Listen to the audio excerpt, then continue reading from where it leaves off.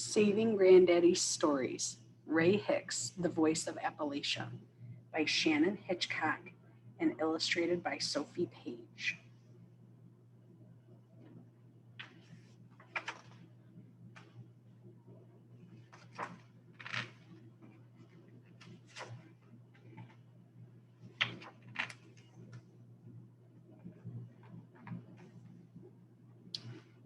Ray Hicks grew up among the shimmering peaks and coves of the Blue Ridge Mountains, but times were hard.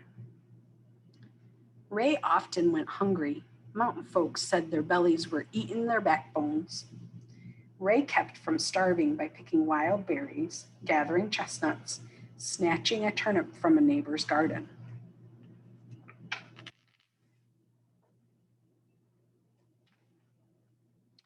Most every day, Ray walked to Granddaddy Ben's house to fill up on stories. Granddaddy didn't read stories. He told stories. Jack tales handed down through their family while hoeing corn, gathering herbs, rocking by the fire as logs crackled and popped.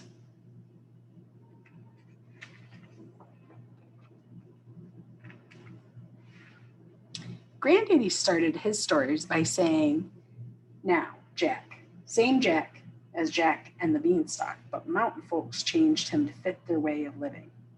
Their Jack was a poor mountain boy. Their Jack lived in a log cabin, worked hard farming, traded his cow for a magic bean because he was starving.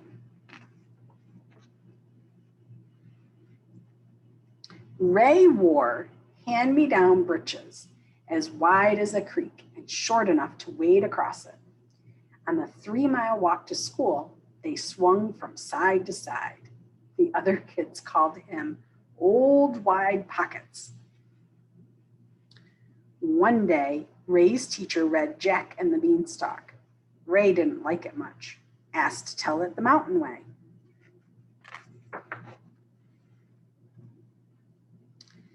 Ray imitated Granddaddy and spread his arms wide, told about Jack climbing the bean tree, stealing the giant's bed cover,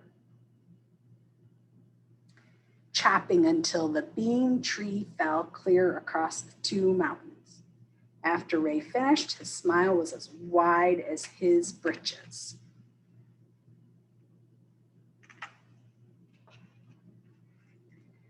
When Ray was a teenager, song catchers traveled the country recording folk songs. Ray's kin sang lonesome ballads, fiddled and danced, strummed handmade banjos and dulcimers.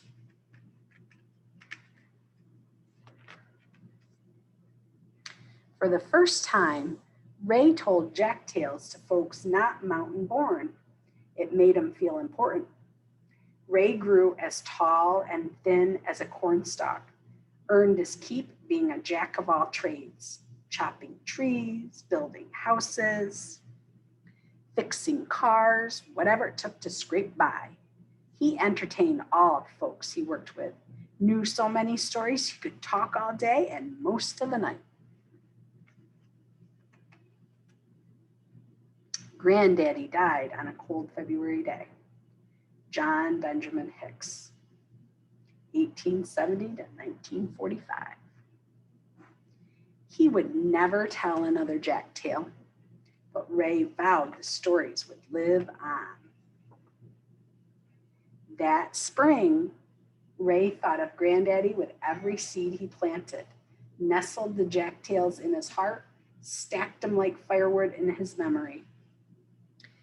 Ray grieved for a long, long time until he told Granddaddy's stories to a girl who warmed his heart like the sun, Rosa Harmon. Before long, she became his bride.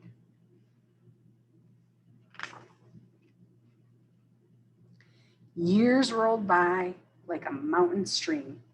Ray and Rosa raised 5 children.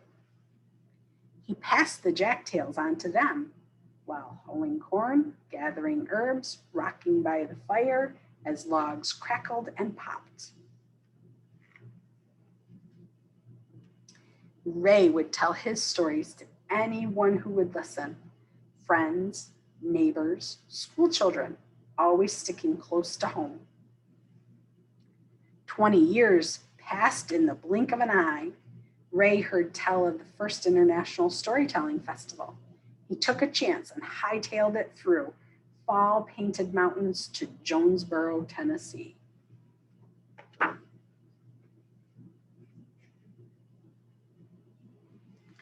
Ray told his tale sitting on a bale of hay.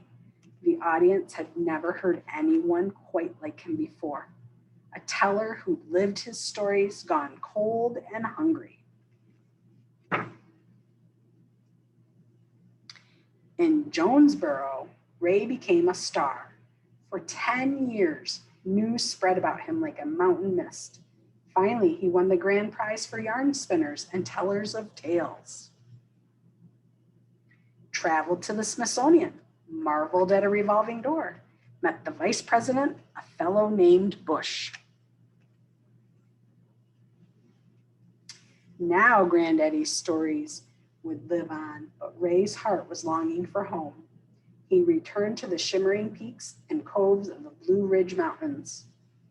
Lived in the same house he was born in, grew potatoes as big as boulders and corn that touched the clouds, and he never turned away anyone who wanted to hear a story. The end.